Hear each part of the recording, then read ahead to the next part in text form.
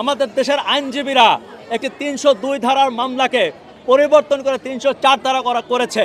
কিভাবে? ৩০২ ধারা হচ্ছে সরাসরি হত্যা, আর ৩০৪ ধারা হচ্ছে যে অনির্ধারিতভাবে কিংবা অসতর্কতার সাথে এই হত্যাটি হয়েছে। আমাদের আইনজীবীরা যদি এই কাজগুলো করে তাহলে এই দেশে বিচার কিভাবে হবে? সরকারকে বলবো যে ২-১টাকে ঝুলা দেন। আপনি পৃথিবীর উন্নত দেশগুলোর দিকে তাকান, পৃথিবীর আরব দেশগুলোর দিকে তাকান, সৌদি আরব, কাতার, কুয়েত, বাহরাইন, তারা কি করছে? যারা নির্যাতন করছে, যারা ধর্ষণ করছে, প্রকাশ্যে তাদের লিঙ্গ কর্তন করছে, ফাঁসিতে ঝুলিয়ে দিচ্ছে। বাংলাদেশে আমি চ্যালেঞ্জ করে গেলাম, একটা মানুষকে যদি প্রকাশ্যে ঝুলিয়ে দেওয়া হয় তাহলে এই দেশ থেকে এই শিশু নির্যাতন, শিশু বলাৎকার, শিশু ধর্ষণ, শিশু হত্যা চিরতরে বন্ধ হয়ে যাবে। একটা উদাহরণও নাই, একটা উদাহরণও নাই আপনি দেখাতে পারবেন যে এই দেশে বিচার হয়েছে।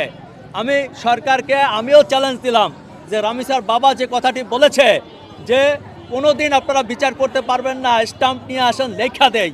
কই সরকারের কারো কি এত ক্ষমতা নাই এই চ্যালেঞ্জটা গ্রহণ করবে? আমাদের মন্ত্রীরা কোথায়? আমাদের স্বরাষ্ট্রমন্ত্রী কোথায়? তিনি এই চ্যালেঞ্জটা গ্রহণ করুক, দেখায় দেখ, আমাদেরকে দেখায় দেখ যে আমরা বিচার করতে পারি। একটা রাষ্ট্র কি এতটা দুর্বল যে একটা রামিসার বাবার চ্যালেঞ্জ দিতে পারে না? রামিসার বাবা একজন ব্যক্তি, তার সন্তান হারিয়েছে, সে চ্যালেঞ্জ দিল। সরকার কতটা দুর্ভাগ্য যে সরকার সেই চ্যালেঞ্জ গ্রহণ করতে পারে না। লজ্জা লাগে না? আমাদের লজ্জা লাগা উচিত, লজ্জায় মরে যাওয়া উচিত। আমি সরকারকে অনুরোধ করব, এই চ্যালেঞ্জটা নিন। আপনারা জানেন যে সোশ্যাল মিডিয়াতে এখন দাবি উঠেছে, আমি সেই দাবিটার সাথে একাত্মতা প্রকাশ করে আপনাদেরকে, সারা বাংলাদেশের মানুষকে, সকল পিতাদেরকে বলি এই দাবির সাথে একাত্ম প্রকাশ করেন। বাংলাদেশে এখন থেকে যে কোনো শিশু নির্যাতন, শিশু হত্যা, শিশু ধর্ষণ হলে তাকে 15 দিনের মধ্যে প্রকাশ্যে মৃত্যুদণ্ড দিতে হবে। এটি বাস্তবায়ন করতে হবে। এটি আমি আবার পক্ষ থেকে আবারও দাবি রাখলাম এবং এই দাবির জন্য আমরা রাজপথে আছি।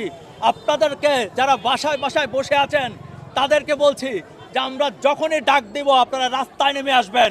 বন্ধ করতে হবে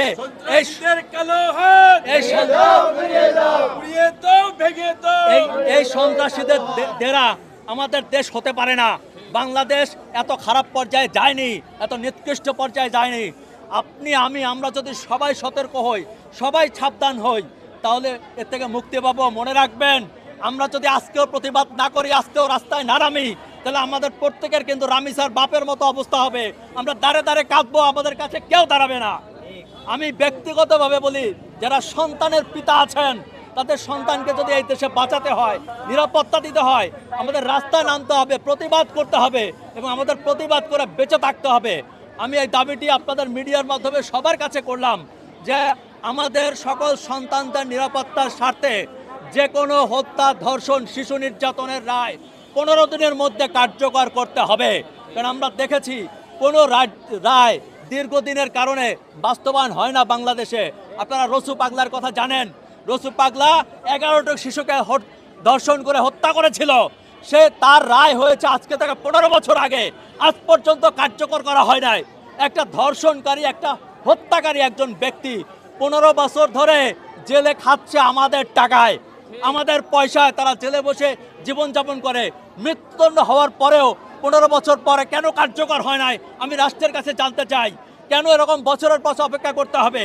আজকে রামিসাকে যারা হত্যা করেছে তারা প্রকাশ্যে স্বীকার করেছে, কোর্টে জবানবন্দি দিয়েছে সে কিভাবে হত্যা করেছে, কিভাবে জবাই করেছে, কিভাবে মাথা নিয়ে বালতির মধ্যে রেখেছে, কিভাবে হাত কেটে 2 টুকরা করে দিয়েছে। আমার কথা হচ্ছে, যদি প্রকাশ্যে ব্যক্তি স্বীকার করে তাহলে তাকে প্রকাশ্যে ঝুলিয়ে দিতে সমস্যা কোথায়? রাষ্ট্রের কাছে আমি জবাব চাই। ধন্যবাদ সবাইকে।